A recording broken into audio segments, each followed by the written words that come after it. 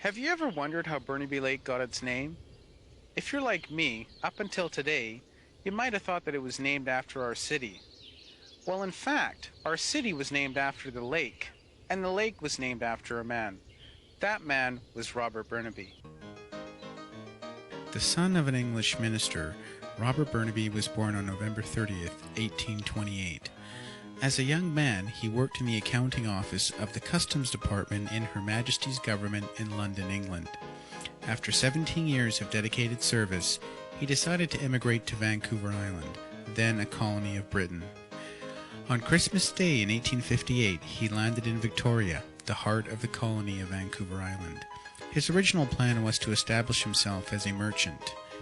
Fearing both American encroachment and the arrival of gold seekers, Her Majesty's government asked British Colonial Secretary Sir Edward Bulwer Lytton to establish a distinct colonial district on the land which today we know as BC's Lower Mainland. Lytton appointed Colonel Richard Clement Moody as the head of an entourage of British engineers. Moody wasted no time in hiring Robert Burnaby as his private secretary.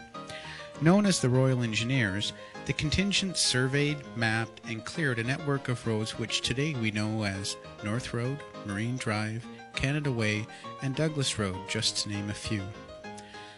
After Moody was sworn in as Commissioner of Lands and Public Works for British Columbia in January 1859, Robert Burnaby supervised the sale of land lots in New Westminster. His next assignment was to lead the surveying expedition which resulted in the discovery of a fresh body of water north of New Westminster. In the course of their travels, much of what is now the city of Burnaby was explored. In recognition of Robert Burnaby's tireless leadership, Colonel Moody named the body of water in honor of his ambitious aide. We know it today as Burnaby Lake. In 1892, Burnaby received its municipal charter.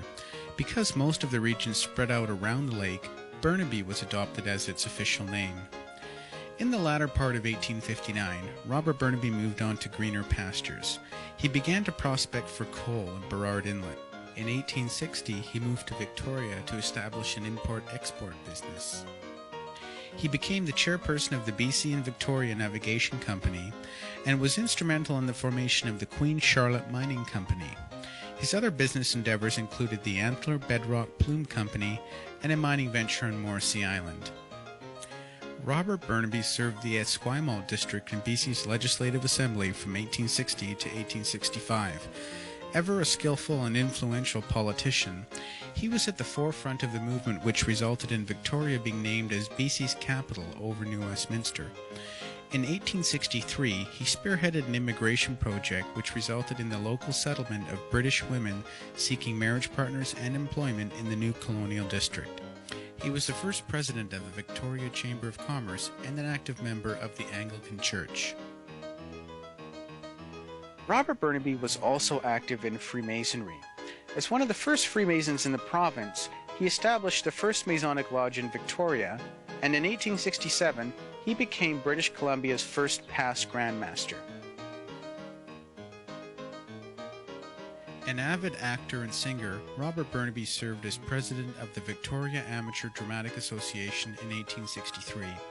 In 1873, with his health in serious decline, he returned to his native England. He passed away on January 10, 1878. Robert Burnaby was both a visionary and a pioneer. In his short life, he employed nothing less than initiative, dedication, and courage in each of his many endeavors. As residents of the city that bears his name, we can be proud of his example. For Burnaby Edition, I'm Alan Kumar.